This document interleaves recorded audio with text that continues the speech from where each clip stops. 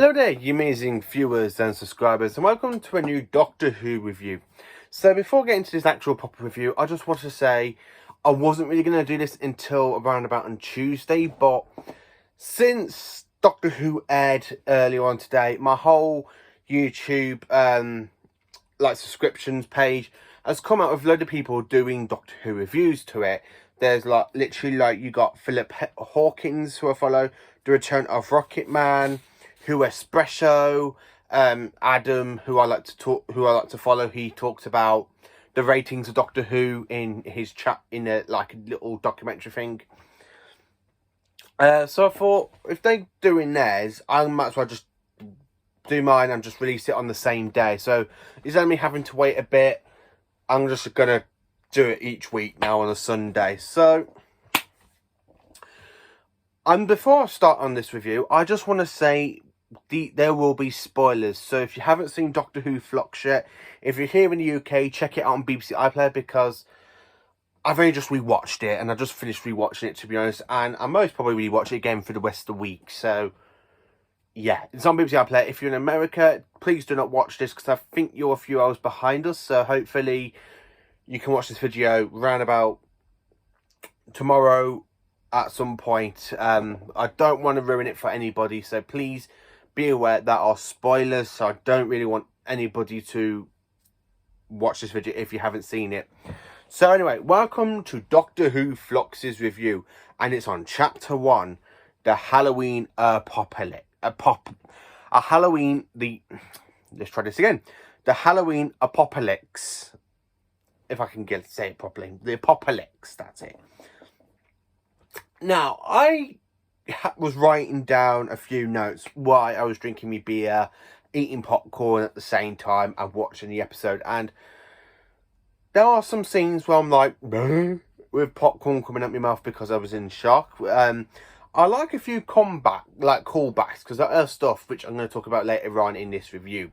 So I just want to say this before I get out of this. I really enjoyed this episode. I actually rank this a 10 out of 10. It's just great.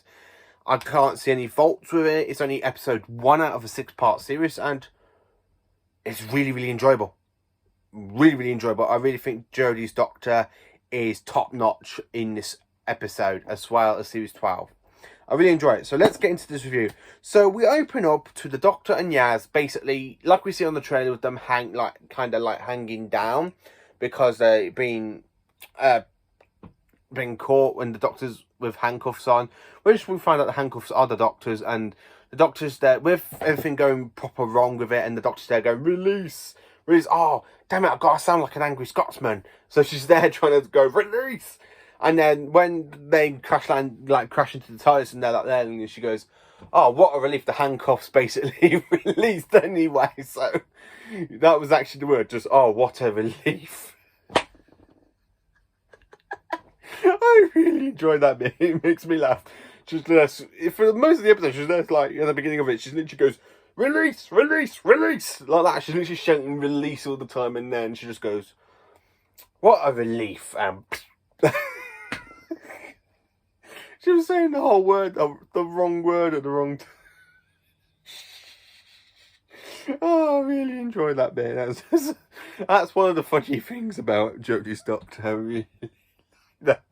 Release, release, release. Oh, what a relief.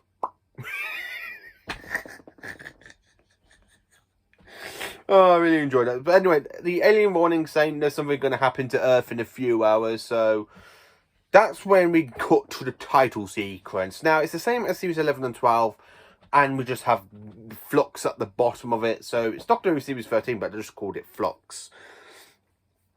Now, I really enjoyed this episode, I have to say. So after that, we come across to Liverpool 18-something, with these people digging underneath, I think it's like what they used to do in the olden days, digging for coal. So I think they were kind of doing that or something totally different. I don't really get what they were doing, because it's not really explained in episode 1. Then we cut to 2021.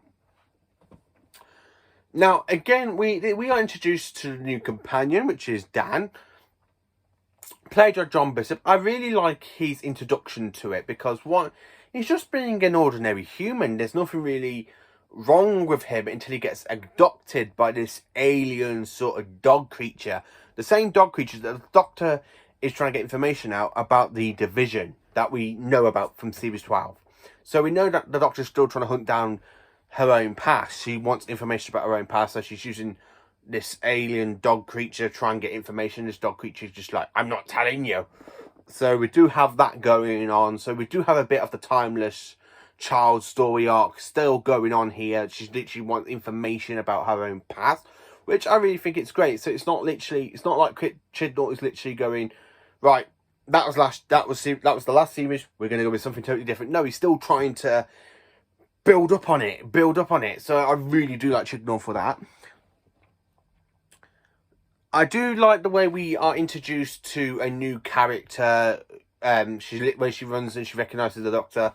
So she's walking home, and who does she come across? An old villain of the Doctor's, a Weeping Angel. So the Weeping Angel returns, not a fully return. It's like just for one scene where you just see this woman saying, "Do not blink." She's trying to get the key into her front door lock, so she drops the key. She bends down to look at it, and then the Weeping Angel just moves, and then she opens the door, and because she turned her head for a second, she turned the door, and the Weeping Angel got her. Right, she didn't last long, did she? No, she doesn't really last long. I don't know what's the point of it. We meet the girl that Dan arranged to meet for a few drinks on Halloween, but Dan has been abducted by an alien dog, so he's basically been kidnapped. So she's there thinking he's ditched her, so she gets a call into this alien who's already on Earth. She's disguised herself as a human with her partner. The partner basically turns into dust. It's a bit like Thanos when he literally snaps his fingers in the Infinity Wars. The way you see these people literally turn to dust reminds me a bit of Infinity War. So I really think Chibnall's took a Doctor Who twist from Marvel when people just turn to dust, which I really think is kind of cool in a way, because it's like, it's not a snap. They literally you just have this alien creature just looks at you and then you just turn into dust. So anyway, because he's this alien who, whatever his name is, he's got some sort of past with the Doctor. So he basically tells the Doctor, we're going to have our final battle. We've been battling on and off. And the Doctor's like, I don't know you. And he goes, oh, I know you, Doctor. So I'm kind of thinking, is that something to do with the story of the Timeless Child with the Roof Doctor? So possibly, hopefully we do get answers for that one. I really enjoyed this episode, I have to say. I really like the way it looks. It looks so great. The episode opener of this 6-part series is absolutely phenomenal. I really enjoy it. What else can I tell you? Now, I like the callback when the Doctor mentions Nitro 9. She mentions Nitro 9 properly. So when the Doctor literally mentioned Nitro 9, I was like, that's Ace. Ace always had Nitro 9. She used to create it in old cans of deodorant. So she used to put them on an ice store in Dragonfire, and they literally went, the Doctor used Nitro 9 to blow up a Dalek. You know, so I like that callback. It reminds me of a bit of Ace. So I do like that callback. Now, something's going wrong with the TARDIS. You kind of have this kind of black, drippy liquid dropping on the floor, and the Doctor scans it. So the Doctor literally yells at the Doctor, is the TARDIS all right? And the Doctor just goes, yeah, really, yes, it is. But that face the Doctor gives, it's like, no, something's wrong with my TARDIS, and I'm not telling anybody about it. Now, I get that call back to Eccleston's Doctor when you see with Yaz holding the Doctor this hammer, which we haven't really seen the Doctor use since the One of My Bride. That's it. The One of My Bride was the last time we saw the Doctor use a hammer on the TARDIS console to smash it to make the TARDIS behave. I kind of like the thing when the Doctor's literally trying to work out what the flux is, because it's this great big entity sort of thing, and it's just ripping these planets apart, and the Doctor sees it with Yaz and Dan. So when the Doctor tries to escape, and it's basically following the TARDIS, it's like trying to get a fixed point on the TARDIS, and you have that really great CGI effect of the TARDIS just there spinning in space and the flux chasing after it. I really enjoy that sequence. And then when something's definitely going wrong with the TARDIS, because it has not one door, it has 2 doors now for some reason, because you've got one at the one end and one at the other end. So I really think that kind of is magnificent. I do enjoy that bit. And then when the Doctor literally smashes the thing into the time vortex, and she goes, let's see how well the flux can do against time vortex. And then nothing really happens. The flux just swallows it, and she goes, okay, that's new. And then immediately it just cut to the end of the episode. But also in this episode, we see the return of the Santarans. Now, the Santarans are in the next episode, which is known as the War of the Santarans, which I'm really looking forward to. But this is the one thing I had no idea the Santarans was going to return in this episode. But they did. And also, I just want to say, they used an old Santaran actor from the Stephen Moffat era, even the RTD era, which is, I think, is well done. When I heard his voice, I'm like, that's Stan Starkey. Now, if you watched my review on Doctor Who, The Big Finish Storyteller of the Santarans, you know Dan Starkey's in that, and he's my favourite Santaran. Well, it's my favourite actor who does the voice of the Santarans really, really well. And he's in this episode as a Santaran. So I was over the moon at that point. I really liked Dan Starkey's Santaran. I liked him as Strax. I liked him as Score in the Poison Sky and Santaran Experiment. Now, these aliens that I mentioned are like very type of a new alien creature, which we knew nothing about, like with skulls and stuff, which I thought is quite cool. I like the way these 2 guards end up being like absorbed by him, and he literally goes renewed when he drains all the power systems and everything. So I think that's kind of good.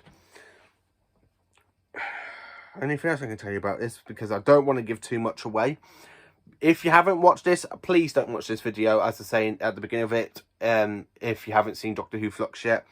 I really enjoyed this episode, but the TARDIS, I think the TARDIS is literally, like, dying, because stuff is going wrong with it. I mean, it's leaking black fluid. You kind of got the TARDIS going wrong with the red light, and the Doctor just there with a hammer smashing it. So maybe the TARDIS is trying to warn the Doctor about the flux all through this, but we don't really know.